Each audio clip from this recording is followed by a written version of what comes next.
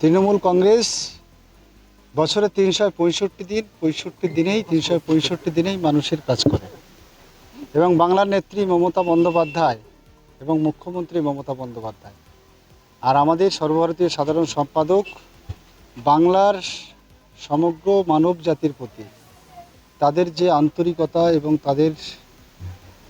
বাংলাকে বাঁচানোর প্রশ্নে, বাংলার বাঙালিকে বাঁচানোর প্রশ্নে, বাংলার সমস্ত স্তরের মানুষকে বাঁচানোর প্রশ্নে, বাংলার সম্প্রীতি রক্ষার প্রশ্নে, বাংলার সামগ্রিক উন্নয়নের প্রশ্নে যখন তারা একত্রিত করতে পারছে সন্দেশখালীর মানুষ, তখন তার বাইরে আর যেতে পারছে না।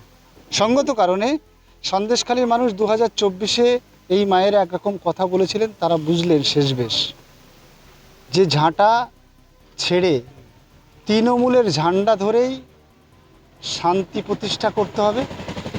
তৃণমূলের ঝান্ডাই বাংলাকে বাঁচাতে পারবে, তৃণমূলের ঝান্ডাই বাংলার সম্প্রীতি রক্ষা করতে পারবে, তৃণমূলের ঝান্ডাই প্রকৃত সন্দেশখালীর উন্নয়ন করতে পারবে।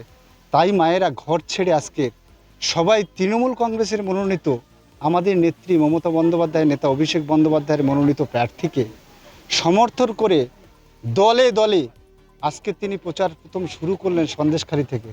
আর এই সন্দেশখালী একটা ছোট্ট দ্বীপ, যে দ্বীপে 10টি বুথ আছে, সেই 10টি বুথ থেকে 1,500-এর বেশি মায়েরা আজকের তৃণমূলের ঝান্ডা ধরে এই সন্দেশখালীর রাজপথ রাঙিয়ে দিয়ে একটাই ধ্বনি তুলল, তৃণমূল কংগ্রেস জিন্দাবাদ।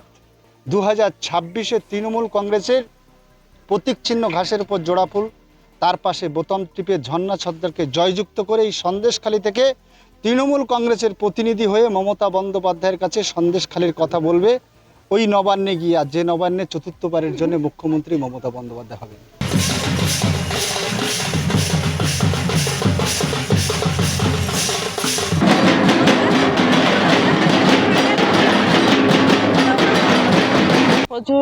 প্রচুর আনন্দ। তারা আজকে আমার সেই দুপুরবেলা থেকে যখন থেকে প্রচার শুরু করেছি তখন থেকে আমার সাথে তারা পায়ে পা মিলিয়েছে। দেখুন, এখানে SC ST বলে কথা নাই, আমরা সর্বোপরি আমরা মানুষ, সবার উপরে মানুষ সত্য তাহার উপরে নাই। তো এখানে আজকে যেসব মায়েদের দেখেছেন সবই কিন্তু সেই সন্দেশখালীর মায়েরা। এখানে আমাদের অন্য অঞ্চলের কোনো মায়েরা নেই, সবই আজকে সন্দেশখালীর মায়েরা। দেখুন, আজকে ওনারা যে আমার প্রতি ভরসা রেখেছেন, যে মমতা ব্যানার্জির আশীর্বাদ ধন্য প্রার্থীর পাশে ওনারা আছেন, ওনাদের ভালোবাসা যে আমার সাথে আছে, তারা আজকে আমার সাথে থেকে ওনারা আমার প্রমাণ দিয়ে দিয়েছেন যে ওরা সন্দেশখালীর মানুষের সাথে সর্বোপরি তৃণমূল কংগ্রেসের পাশে আছে।